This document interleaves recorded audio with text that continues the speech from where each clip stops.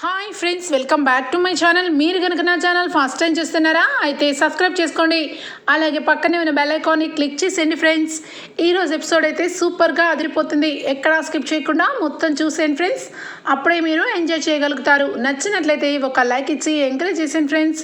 ఇక ఎపిసోడ్లోకి అయితే వెళ్ళిపోదాం. ఈ ఎపిసోడ్ స్టార్ట్ అవగానే మొత్తానికైతే కావ్యని ఇంటికి తీసుకురావడానికి ఇందిరాదేవి సీతారామయ్య ఇక ఇంటికి వచ్చి కావ్య విషయంలో ఇంటికి రమ్మని బ్రతిమలాడతారు. కానీ కావ్య ఒకటే మాట చెప్తుంది, నా భర్త మనసులో నా మీద ప్రేమే లేనప్పుడు ఆ ఇంటికి వచ్చి ఏం లాభం, నేను ఏ హోదాలో ఆ ఇంటికి రావాలి చెప్పండి అమ్మమ్మ అని చెప్పి తన మనసులో ఉన్న బాధని వెళ్ళగక్కుంటుంది. అది విన్న ఇందిరాదేవి సీతారామయ్య, మాకు అర్థమైందమ్మా, వాడి ఇంటికి వచ్చి నిన్ను బ్రతిమలాడి నిన్ను తీసుకొని వచ్చేలాగా నేను చేస్తాను అని చెప్పి ఇద్దరు కూడా ఇక ఇంటి నుంచి బయలుదేరి వెళ్ళిపోతారు. ఇక కావ్య అయితే కనకం కావ్య ఇద్దరూ మాట్లాడుకుంటారు. కనకం దగ్గర అంటుంది కావ్య, అమ్మ నేనేమన్నా తప్పుగా మాట్లాడానా అనగానే, లేదమ్మా, ఏ ఆడదైనా తన మనసులో భర్త మనసులో తన మీద ప్రేమ లేనప్పుడు ఏ ఆడది కాపురం చేయలేదు, నువ్వు చేసింది కరెక్టేనమ్మా అని చెప్పి ఇక కావ్యని సపోర్టుగా మాట్లాడుతుంది కనకం కూడా. ఇక మొత్తానికైతే దుగ్గిరాల కుటుంబంలో ఇందిరాదేవి సీతారామయ్య కావ్యని తీసుకొని వస్తారని ఇక అందరూ కూడా ఎంతో ఆతురంగా హాల్లో చూస్తూ ఉంటారు. మనసులో మాత్రం ఇక అపర్ణ అయితే, నా కోడలు చాలా ఆత్మాభిమానం కలది, నా కోడలు ఇక అత్తయ్య వాళ్ళతో వస్తుందా, అసలు రాదా, నిజంగా వస్తే చాలా సంతోషం, రాకపోతే నేనే వెళ్తాను, ఖచ్చితంగా తీసుకొని వస్తాను అని చెప్పి మనసులో రకరకాలుగా ఆలోచన చేసుకుంటూ ఉంటుంది ఇక అపర్ణ. ఇక హాల్లో అందరూ కూడా ఇక ఎదురు చూస్తూ ఉంటే రాజ్ ఎప్పుడెప్పుడు గుమ్మం వైపు చూస్తూనే ఉంటాడు.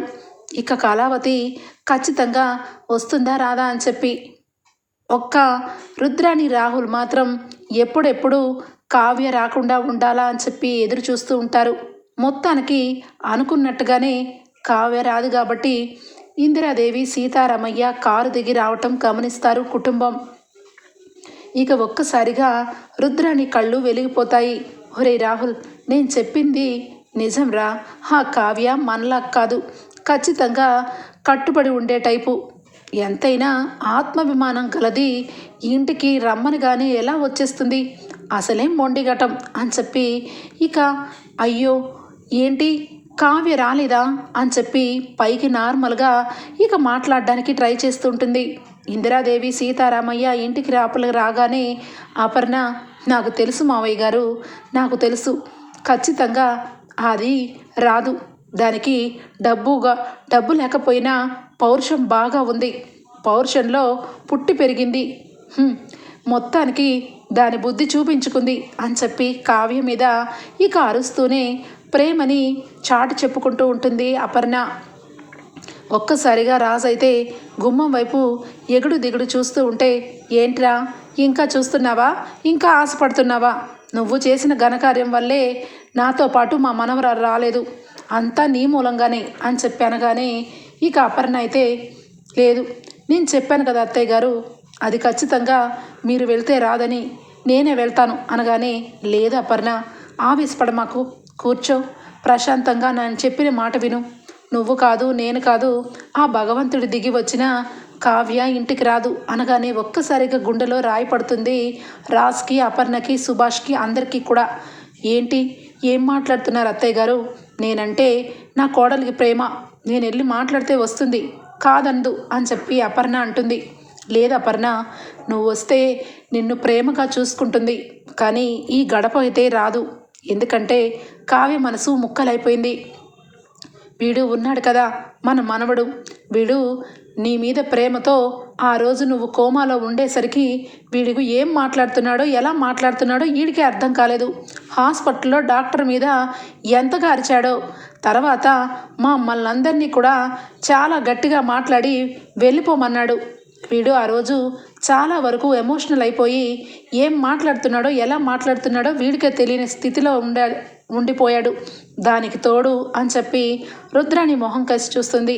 అర్థమైంది అత్తయ్య గారు, నా కొడుకు బాధలో వాడు చాలా పెద్దగా మాట్లాడుండొచ్చు, కానీ వాడి మనసు బంగారం, వాడు వెళ్ళి కావ్యని తీసుకొని వస్తాడు, ఏరా రాజ్ వెళ్ళి కావ్యని తీసుకొని రారా అని చెప్పి అనగానే, లేదు మమ్మీ, నేను ఒకటే మాట మీదే ఉన్నాను. నేను వెళ్ళి కళావతి దగ్గరికి వెళ్ళి తీసుకురాను. నేనేమీ పంపించలేదు మమ్మీ, దానికి అదే వెళ్ళిపోయింది. నేను కోపంలో ఏదో అరిచాను కానీ వెళ్ళిపోమనలేదు. నేను వెళ్ళి 4 మెట్లు దిగి వెళ్ళాలంటే నా వల్ల కాదు. ఆ మాత్రం ఆత్మాభిమానం నాకు కూడా ఉంది అని చెప్పి రాజు అంటాడు. వెంటనే ఇక కావ్య గురించి అపర్ణ అయితే, అంటే నీ ఉద్దేశం ఏంట్రా? నువ్వు ఇక అరిచింది నువ్వే, ఇంట్లో నుంచి వెళ్ళిపోతుంటే ఆపకుండా ఉన్నది నువ్వే. ఇప్పుడేమో నేను వెళ్ళనంటున్నావు. ఇంటి ఉన్న లక్ష్మీదేవేమో రానని చెప్పి పట్టుబెట్టుకుని కూర్చుంది. అంటే ఏంట్రా అర్థం? ఈ ఇంట్లో నువ్వు నేను ఈ కుటుంబం తప్ప నా కోడలు రావడానికి లేదా? నా కోడల్ని తీసుకొచ్చే బాధ్యత నీదే. నువ్వే నా కోడల్ని బాధ పెట్టావు. నా కోడలు మనసు విరిగిపోయింది కాబట్టి దాన్ని ఏదో రకంగా సర్ది మరుగు చేసి ఇంటికి తీసుకొచ్చే బాధ్యత నీలో ఉంది. ఏ రాజ్, నేనంటే నీకు ఇష్టం అన్నావు. హాస్పిటల్లో ఉంటే అందరి మీద అలా అరిచానన్నావు. కళ్ళు తెరిచి ఎదురుగా ఉండేసరికి ఏమీ అర్థం కావట్లేదా? సరే, నువ్వు నీ పంతం మీద నీకు ఆత్మాభిమానం ఎక్కువగా ఉండడం వల్ల నువ్వు కావ్య దగ్గరికి వెళ్ళకు. ఆపిచ్చిది కూడా రాదు. మీరిద్దరూ ఇలాగే ఉండండి. నేను మాత్రం సంతోషంగా చక్కగా టైంకి టాబ్లెట్లు వేసుకొని టైంకి భోంచేస్తూ ఆరోగ్యంగా ఉంటాను, అంతే కదా అని చెప్పనగానే, మమ్మీ ఏంటి మమ్మీ అలా మాట్లాడతావు అనగానే, మరి ఏమని మాట్లాడాలరా? కావ్య మనసు విరిచేసింది నువ్వే కాబట్టి అతికించి తీసుకొనిరా, లేదంటే అనగానే వెంటనే ఇక అప్పుడే స్వప్న వచ్చి, రాజ్ నువ్వు చెప్పింది 100కి 100% కరెక్టే. నువ్వు ఏ తప్పు చేయలేదు, కానీ నువ్వు తప్పు చేసినట్టుగా మా చెల్లికి అనిపించింది. ఎందుకంటే తన మనసు ముక్కలైపోయింది. నువ్వు ఎంత గట్టిగా మాట్లాడినా ఏ రోజు కూడా కావ్య ఎదురు తిరగలేదు. కానీ ఎప్పుడైతే నువ్వు ప్రేమగా ప్రేమించలేదు, నేను బలవంతంగా కాపురం చేశానని తన మనసు ముక్కలు చేసేసావు. అది నీ వల్లే అవుతుంది రాజ్. నువ్వే వెళ్ళి కావ్య విషయంలో సర్దిమడిగి చేసి తీసుకురావాలి, లేదంటే అయినంత పని ఆంటీ ఇప్పటికే ఏ ట్యాబ్లెట్ వేసుకోలేదు. పొద్దున్న వేసుకున్న ట్యాబ్లెట్లు మధ్యాహ్నానికి నిన్న పడ్డాయి. అలాంటిది మధ్యాహ్నం ట్యాబ్లెట్లు ఏ రాత్రికో వేసుకున్నారు. ఇలా ఉంటే ఆంటీ పరిస్థితి ఎంత ఘోరంగా మారిపోతుందో తెలుసు కదా అనగానే ఒక్కసారిగా రాజ్ షాక్ అయిపోతాడు. ఏంటి, ట్యాబ్లెట్లు వేసుకోలేదా? అదేంటి మమ్మీ, నువ్వు ట్యాబ్లెట్లు వేసుకోపోవడం ఏంటి? నువ్వు అసలే మొన్ననే కదా మమ్మీ హాస్పిటల్ నుండి డిశ్చార్జ్ అయ్యావు అని చెప్పనగానే, ఒరేయ్ నా గురించి నువ్వు బాధపడాల్సిన అవసరం అస్సలు లేదు. నా కోడలే నన్ను చక్కగా చూసుకుంటుంది. వెళ్ళి నా కోడల్ని తీసుకొనిరా, లేదంటే ఈ ట్యాబ్లెట్లు కాదు, ఈ రోజు నుంచి భోజనం కూడా మానేస్తాను, ఏమనుకున్నావో అని చెప్పి అపర్ణ బాగా గట్టిగా మాట్లాడుతుంది. ఆ మాటలకి ఇంకా రాజు అయితే, సరే మమ్మీ ఖచ్చితంగా కావ్యని నేను వెళ్ళి తీసుకొని వస్తాను, రానంటే 2 తగిలించి తీసుకొని వస్తాను అనగానే, అదే వద్దన్నాను. నా కోడల్ని నువ్వు బంగారంలాగా ఆ రకంగా తీసుకొని ఇంటికి రావాలి. నా కోడల్ని నా కళ్ళకి కనిపించేలాగా చెయ్యాలి, అంతే. ఇక నువ్వు వెళ్ళు, ఇక్కడే ఉన్నావేరా, వెళ్ళు అని చెప్పి ఇక తొందరగా పంపిస్తుంది ఇక అపర్ణ రాజుని. రాజ్ ఇక తప్పదా అని చెప్పి ఇక అక్కడి నుంచి బయలుదేరుతాడు. ఇక ఇంట్లో అందరూ కూడా ఇక కావ్య ఖచ్చితంగా వస్తుంది, ఎందుకంటే రాజే వెళ్ళాడు కాబట్టి కావ్య వస్తుంది అని చెప్పి అపర్ణకి భోజనం పెడుతుంది. ఇక మొత్తానికి ఇందిరాదేవి ఇక స్వప్న అందరూ కలిసి, నా కోడలు నిజానికి నాలాగే పౌరుషం, నాకు ఎంత పౌరుషం ఉందో అంతగా 10ంతల పౌరుషం ఉంది నా కోడల్లో అని చెప్పి మనసులో అనుకుంటుంది. ఇక ఇక్కడ చూస్తే మొత్తానికైతే రుద్రాణి అలాగే రాహుల్ ఇద్దరు కూడా లోపల రగిలిపోతూ ఉంటారు. అదేంటి మమ్మీ, మొత్తానికి వీళ్ళు వెళ్తే రాంది, రాజు వెళ్తే ఖచ్చితంగా వస్తుంది, నువ్వే కదా చెప్పావు మమ్మీ. ఇంకా కావ్య ఇంటికి వస్తే మనం ఏమనుకున్నాము, ఏం జరుగుతుంది, నాకైతే ఏమీ అర్థం కావట్లేదు మమ్మీ అనగానే, ఒరే ఇల్లు అలకగానే పండగ కాదు, రాజు వెళ్ళినంత మాత్రాన కావ్య ఎందుకు వస్తుంది? కావ్య రాదు, చూస్తూ ఉండు. వీడు కూడా కారులో ఒంటరిగానే వస్తాడు, ఎందుకంటే ఇక అమ్మ చెప్పిన మాట ప్రకారం తన మనసు ముక్కలైపోయింది. బలవంతంగా కాపురం చేశాను అని ఇక కావ్యని బాగా మనసు విరిచేలాగా మాట్లాడాడు. రాజుకి సమర్థింపుగా మాట్లాడడం రాదు, తక్కువ అయ్యి ఇక మాట్లాడడం అంతకన్నా రాదు. అలాంటప్పుడు ఎందుకు వస్తుందిరా? ఏమీ భయపడమాకు, మనం అనుకున్నది అనుకున్నట్టుగా జరిగే రోజులు ముందే ఉన్నాయి అని చెప్పి ఇద్దరు దొంగగా మాట్లాడుకుంటూ ఉంటారు. ఇక అప్పుడు స్వప్న వింటుంది. స్వప్న విని అసలు వీళ్ళిద్దరూ మనుషులేనా, మనిషి రూపంలో ఉన్న జంతువులా? జంతువులు కూడా సిగ్గుపడతాయి వీటి గురించి మాట్లాడుకుంటే. జంతువులు ఏం అన్యాయం చేశాయి? వీళ్ళు మాత్రం తిన్న ఇంట్లోనే వాళ్ళకి చెడు కోరుకునే రకాలు అని చెప్పి ఇక స్వప్న అయితే అక్కడి నుంచి వాళ్ళ మాటలు విని వెళ్ళిపోతుంది. ఇక మొత్తానికైతే రాజ్ ఇక కారులో వెళ్తాడు. వెళ్ళగానే ఇక ఇంటి గుమ్మం దగ్గర కనకం చూస్తుంది. కనకం రా బాబురా అనగానే హా అని చెప్పి ఇక లోపలికి వస్తాడు రాజ్. ఏంటి బాబు ఇలా వచ్చావు అనగానే అదేంటి అలా అడుగుతున్నారు? హా మా ఇంట్లో లక్ష్మీదేవి తప్పిపోయి ఇదిగో ఇక్కడ ఉందని తెలిసింది, అందుకే తీసుకోవడానికి వచ్చాను అని చెప్పి వెటకారంగా మాట్లాడతాడు రాజ్ మాట్లాడిన వెటకారం మాటలకి ఇక కనకానికి నవ్వొస్తుంది. సరే బాబు లోపలికి రండి అని చెప్పి అనగానే ఇంతకీ కళావతి ఎక్కడుంది అనగానే అక్కడే ఉంది బాబు అని చెప్పి ఇక కావ్య దేవుడు బొమ్మలకి పెయింటింగ్స్ వేస్తూ ఉంటుంది. ఇక కావ్య అలా దేవుడు బొమ్మలకి పెయింటింగ్స్ వేస్తూ రాజు రావటం గమనిస్తూనే ఉంటుంది, కానీ అస్సలు పట్టించుకోదు. ఇక కృష్ణమూర్తి అలాగే కనకం ఇద్దరు కూడా లోపల ఉంటారు. ఇక మొత్తానికి భార్యాభర్తల మధ్య ఏదైనా మాట్లాడుకుంటారు, మనం ఉంటే మొహమాట పడతారు. మొత్తానికి అల్లుడు గారు వచ్చారు, ఇక అమ్మాయి వెళ్ళిపోతుంది అని చెప్పి సంతోషపడతారు ఇద్దరు కూడా. ఇక రాజు అయితే మొహమాటంగా అక్కడికి వెళ్ళి ఏ కళావతి అని చెప్పి 2 సార్లు పిలుస్తాడు.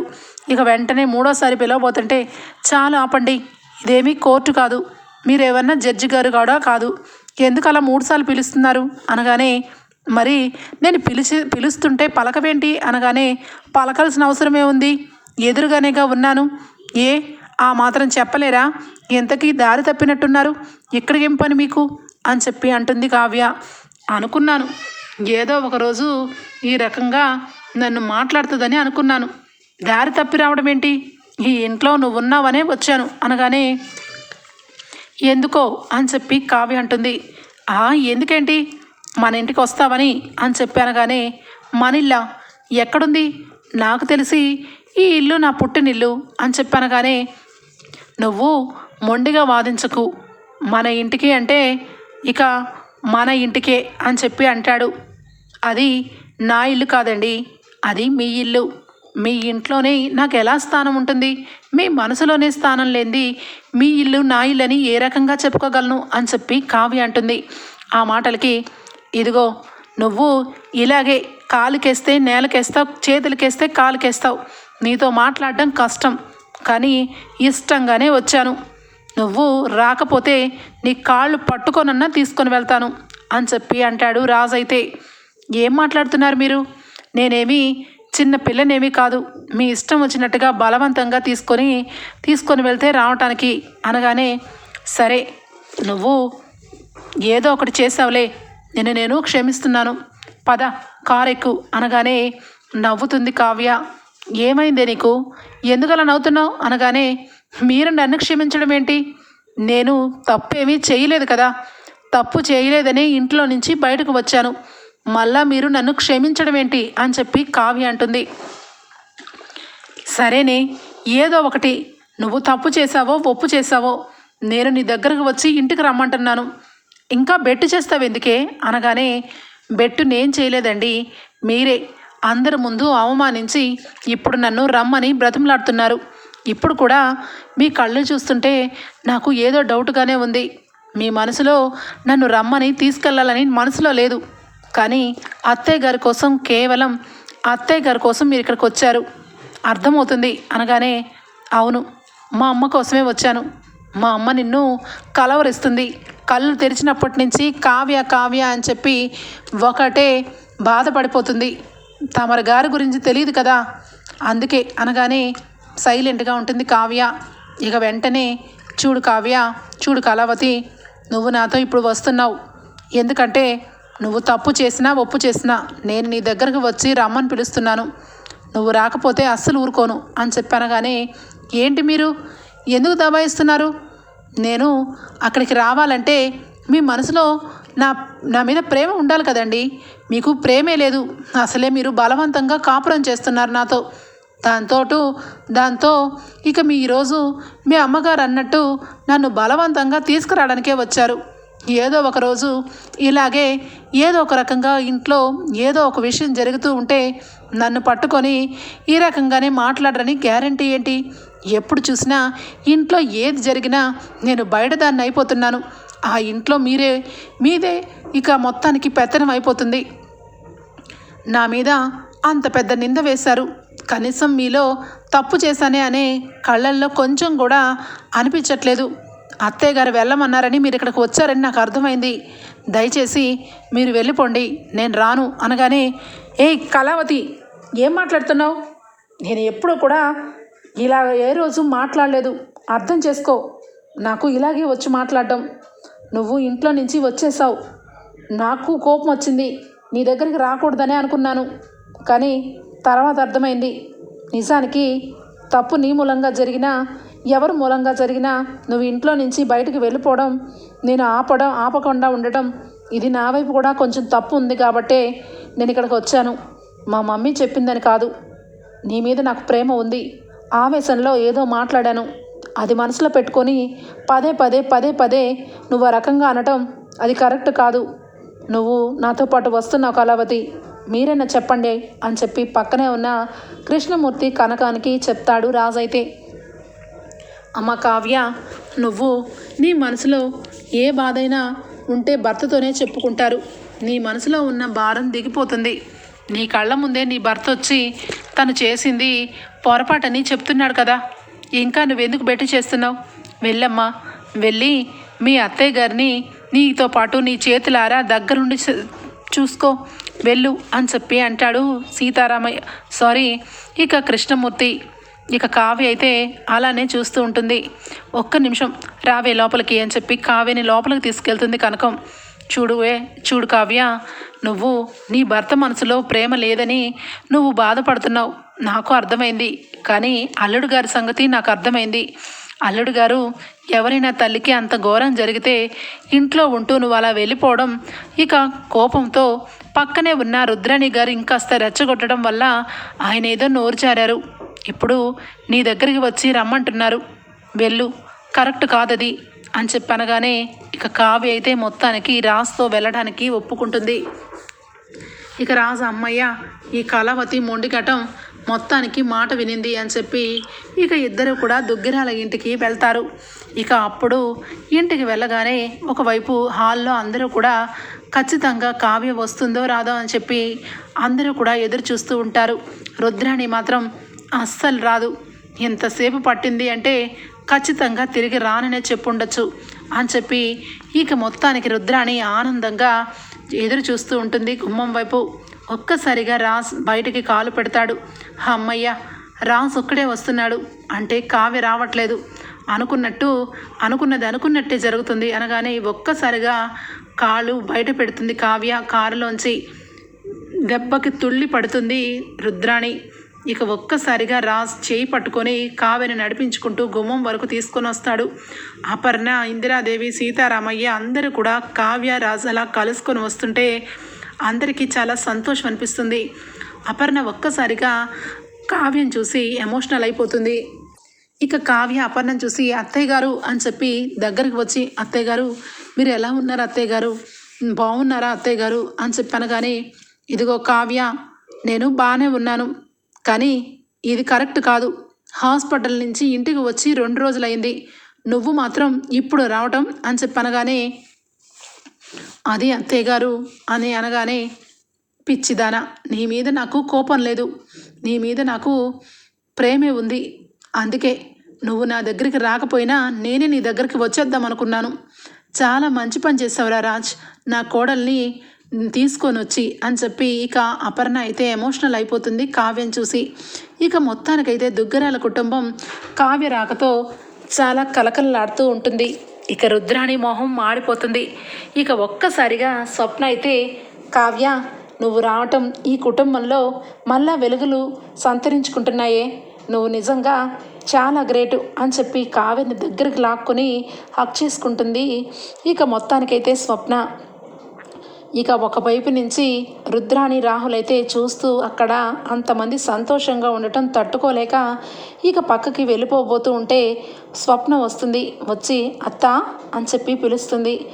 ఎమ్మటే వెనక తిరిగి చూసేసరికి ఏంటి ఓర్చుకోలేకపోతున్నట్టున్నావు? మీరు ఓర్చుకోలేరులే.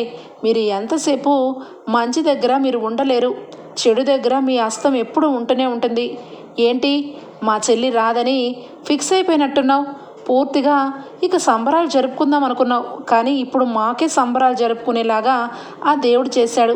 నువ్వు నీ కొడుకు ఇద్దరు కూడా ఇక్కడ ఉండలేక వెళ్ళిపోతున్నారా అనగానే, ఇదిగో స్వప్న, నువ్వు అనవసరంగా చాలా మాటలు మాట్లాడుతున్నావు. నేనేమి నీతో అలా చెప్పలేదే అనగానే, అయ్యో అత్త, నువ్వు నోటితో చెప్పనవసరం లేదు, నీ మొహమే చెప్తుంది. మాడిపోయిన పెసరట్టు మొహం అయిపోయింది అంటే కారణం కేవలం మా కావ్య వచ్చిందనే. సరే సరే, మీరు ఎంతవరకు ఉండాలో అంతవరకు ఉంటే చాలు. మీరు వెళ్ళిపోయినా ఇక్కడ ఎవ్వరూ కూడా మిమ్మల్ని ఆగమని ఎవ్వరూ చెప్పరు అని చెప్పి ఇక స్వప్న అయితే ఇక సంతోషంతో అందరూ కూడా ఇక హాల్లో కూర్చొని ఉంటారు. కావ్య రావడంతో ఇక అపర్ణ, కావ్య, నీ చేతి కాఫీ తాగి చాలా రోజులైంది, నోరంతా కొట్టుకుపోయినట్టు అయిపోయింది, నీ చేతితో కాఫీ తీసుకురా అనగానే, ఒక్క నిమిషం అత్తయ్య గారు అని చెప్పి కాఫీని తీసుకొని అందరికీ చేతులతో ఇస్తూ ఉంటుంది. ఇందిరాదేవి, సీతారామయ్య చాలా సంతోషపడతారు. ఇక అపర్ణ అయితే, ఒరే రాజ్, ఏంటి అలా చూస్తున్నావు? ఇంకా రేపు వినాయక చవితి రోజు మన ఇంట్లో వినాయకుడిని తీసుకొని వచ్చి చక్కగా పూజ చేసి ఇక వినాయకుడి సంబరాలు జరుపుకోవాలి. నా కోడలు వచ్చిన వేళ విశేషం. ఈరోజు రాత్రి నుంచే అన్నీ కూడా ఇక సిద్ధం చేసుకోవాలి అనగానే, కావ్య వెంటనే, సరే అత్తయ్య గారు, వినాయక చవితి రోజు ఏమేమి కావాలో లిస్ట్ అంతా కూడా నా దగ్గర ఉంది, ఆ లిస్ట్ ప్రకారం అన్నీ తెప్పించి పెడతాను అని చెప్పి ఇక సందడి మొదలవుతుంది. వినాయక చవితికి ఇక ఇంట్లో అందరూ కూడా ఇక కొత్త బట్టలు తెప్పించి అందరూ కూడా వినాయక చవితి జరుపుకోవడానికి సంబరంగా ఇంట్లో అందరినీ పిలవడానికి ఇక ఏర్పాట్లు చేసుకుంటూ ఉంటారు. ఇక అప్పుడు అపర్ణ అంటుంది, ఒరే రాజ్, నా కోడల్ని తీసుకొని వచ్చావు, నువ్వు వెళ్ళి అదే చేత్తో నీ తమ్ముడిని, నీ మరదల్ని కూడా తీసుకొనిరా అని చెప్పనగానే పక్కనే ఉన్న దానిలక్ష్మి అలానే చూస్తూ ఉంటుంది. ఏంటి దానిలక్ష్మి, ఎందుకు అలా సైలెంట్గా ఉన్నావు? ఏంటి నేను అన్న దాంట్లో తప్పేమైనా ఉందా? ఈ ఇంటికి వాడు వారసుడు. వినాయక చవితి పండగ రోజు నా ఇంట్లో అందరితో పాటు సమానంగా పూజ చేసుకోవాలి, అందుకే వాడిని కూడా పిలవమంటున్నాను, నీకు ఇష్టం లేదా అని చెప్పి అంటుంది. అదేంటక్క అంత మాట అన్నావు? నా కొడుకుని పిలిస్తే నాకెందుకు ఇష్టం ఉండదు? పిలువు రాజ్, నా కొడుకుని కళ్యాణ్ని పిలువు అనగానే, అదేంటి మళ్ళా ఆ మాట? నీ కొడుకేంటి, నీకు కోడలు కూడా ఉంది, తన పేరు కూడా అపూర్వ, అప్పు, తనని పిలవమని ఎందుకు చెప్పావు అనగానే, ఏమో అక్క, మీ ఇష్టం, నా ఇష్టం ఏముంది? వాడు నీకు మొన్న జరిగిన విషయంలో వాడు నన్నే వచ్చి 4 మాటలు చాలా మాట్లాడినాడు. వాడు ఎదిగిపోయాడక్క, అందుకే వాడి గురించి ఏ నిర్ణయం తీసుకోవాలన్నా భయం వేస్తుంది అని చెప్పి ఇక అక్కడి నుంచి దానిలక్ష్మి వెళ్ళిపోతుంది.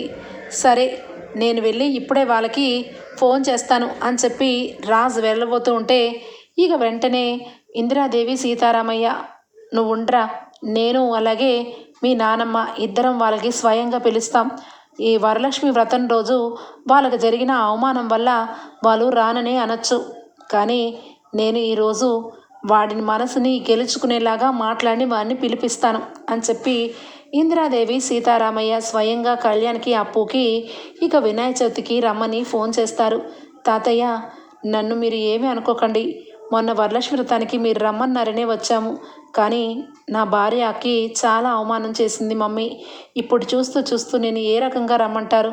నన్ను క్షమించండి తాతయ్య అనగానే ఇక వెంటనే, నువ్వు వినాయక చవితికి దేవుడికి రమ్మనే చెప్పట్లేదు, ఇక్కడ నువ్వు ఎప్పుడూ అమ్మనే అనుకునే మీ వదినని ఇంటికి తీసుకుని వచ్చాం, ఇక్కడే ఉంది కావ్య కూడా, కావ్యం చూడ్డానికి కూడా రావా అని చెప్పి అనగానే ఒక్కసారిగా సంబరపడిపోతాడు కళ్యాణ్. అయితే ఏంటి తాతయ్య, నిజంగా కావ్య వదిన వచ్చిందా అనగానే వెంటనే, అమ్మ కావ్య, నువ్వు ఒకసారి మాట్లాడు కళ్యాణ్తో అని చెప్పి ఫోన్ ఇవ్వగానే, ఏంటి కవి గారు, ఏంటి పూజ రేపు పెట్టుకొని ఇంకా రానని మీరు అక్కడే కూర్చుంటే ఎలాగా? వినాయక చవితి వేడుకలు మనం జరుపుకోవద్దా? అప్పుడు నువ్వు చాలా సంబరంగానే చేశావు లాస్ట్ ఇయర్. ఇప్పుడు నువ్వు లేకుండా ఎలాగా అనగానే, అయ్యో వదిన, ఎందుకు రాను వదిన, ఖచ్చితంగా వస్తాను అని చెప్పి కళ్యాణ్ అయితే కావ్య ఇంటికి వచ్చిందన్న విషయాన్ని చాలా ఉబ్బి తబ్బిబ్బైపోతాడు. ఇక వెంటనే అప్పు, మనం బయలుదేరి వెళ్ళాలి.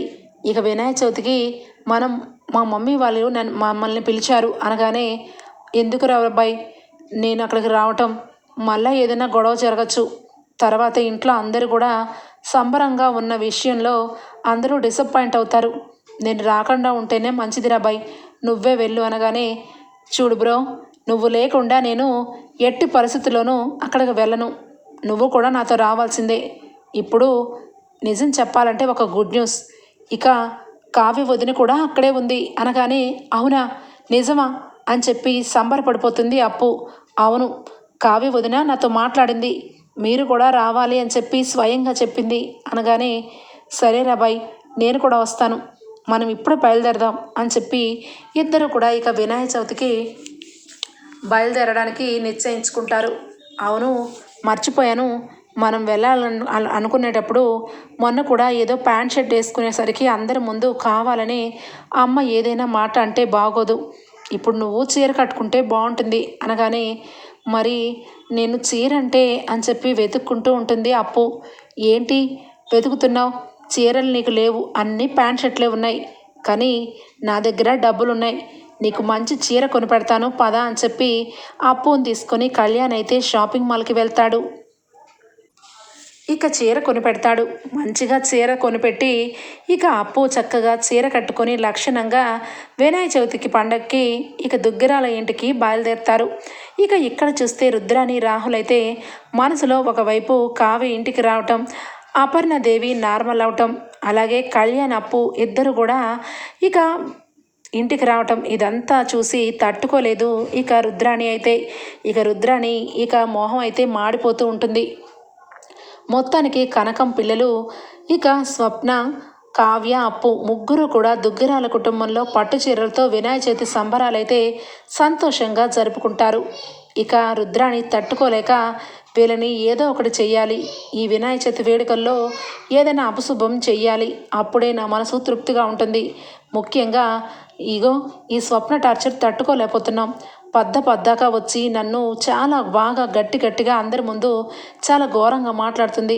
దీనికి కరెక్ట్గా చెయ్యాలి అంటే దీన్ని ప్రెగ్నెంట్ని పోగొట్టాలి, అప్పుడే ఇది దారిలోకి వస్తుంది అని చెప్పి ఇక స్వప్నని ఇక కావాలని మెట్ల మీద నుంచి పడేయాలని, తను ప్రెగ్నెంట్ పోవాలని ఇక మెట్ల మీద నూనె పోసి ఇక కరెక్ట్గా స్వప్నని ఇక అదే టైంకి అట్నుంచి వచ్చే టైం చూసుకొని ఇక స్వప్న పడిపోవడానికి అక్కడ నూనె పెడుతుంది. ఇక అది చూసి ఇక వెంటనే కావ్య అలాగే అప్పు ఇద్దరు కూడా స్వప్న పడిపోబోతుంటే ఇద్దరు కూడా ఇక స్వప్నని కాపాడుతారు. ఇక ఒక్కసారిగా దుగ్గిరాల కుటుంబం ఇక ఊపిరి పీల్చుకుంటుంది. ఇక ఒక్కసారిగా ఎవరు లేని టైంలో ఇక్కడ ఇలా నూనె ఎలా పడిందబ్బా అని చెప్పి అందరూ ఆశ్చర్యపోతారు. ఇక స్వప్న, కావ్య, అప్పు ముగ్గురు కూడా ఇక ఏమి జరగకుండా క్షేమంగా బయటపడతారు. ఇక లోపల స్వప్న అనుకుంటుంది, ఇది ఖచ్చితంగా నా అత్త పనే, నా అత్తకి ఇలాంటి బుద్ధులు బాగా ఉన్నాయి, ఖచ్చితంగా నన్ను ఇంట్లో ఏదో ఒకటి చెయ్యాలని చూసింది, దీని సంగతి ఇలా కాదు అని చెప్పి ఇక వెంటనే ఎత్తుకు పై ఎత్తు స్వప్న చక్కగా వినాయకుడు ప్రసాదాలు అన్నీ కూడా దేవుడి దగ్గర నైవేద్యం అన్నీ పెట్టి ఇక అటువైపుగా వస్తున్న రుద్రాణిని గమనించి కావాలని కళ్ళగంతలు కట్టి ఆట ఆడాలి అని చెప్పి అక్కడ ఏదైనా ఆటలు ప్రోగ్రామ్స్ అన్నీ కూడా కండక్ట్ చేయడం వల్ల ఇక మొత్తానికి కళ్ళకి గంతలు కట్టిస్తారు రుద్రాణికి.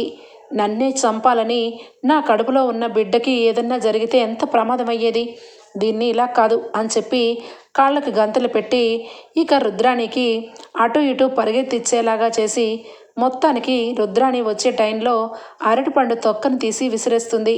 ఆ అరటిపండు తొక్క మీద కాలేసి జర్రమన జారిపడి దెబ్బకి నడుం విరగొట్టుకుంటుంది రుద్రాణి. దెబ్బకి తన వేలితో తనకన్నే పొడుచుకున్నట్టు స్వప్న మీద ఇక కుట్ర చేయపోయి తనే ఇరకాటంలో పడుతుంది.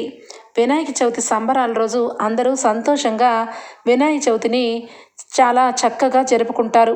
రుద్రాణి ఇక దేవుడు పండగ రోజు ఎప్పుడైతే స్వప్న మీద కుట్ర చేయపోయిందో ఆ గణపతి పప్ప దెబ్బకు రుద్రానికి నడుం విరిగేలాగా చేస్తాడు. ఓకే ఫ్రెండ్స్, రాబోయే ఎపిసోడ్లో ఇలాగే జరగబోతుంది. మీకు గనక నచ్చినట్లయితే ఒక లైక్ ఇచ్చేయండి friends. Bye, take care, thank you for watching.